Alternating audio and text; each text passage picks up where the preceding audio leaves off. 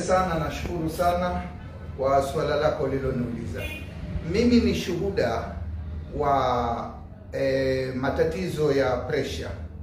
Mimi mwenyewe binafsi baada ya kuwatibu watu kwa matatizo mbalimbali kutumia virutubisho vyetu vya BF Suma, nikagundua kwamba mimi mwenyewe nina pressure ambayo ni kubwa na haikuweza kushuka kwa kipindi kirefu sana.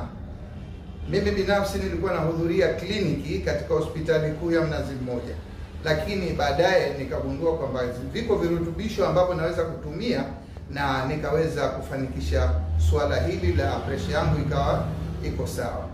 Nilitumia virutubisho vya Pure and Broken, Relieving Tea pamoja na Micro 2 Cycle.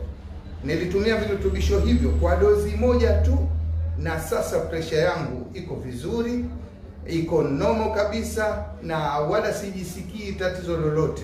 Nilikuwa nashindwa kufanya mazoezi, lakini sasa naendelea kufanya mazoezi na hali yangu inaendelea kuwa nzuri.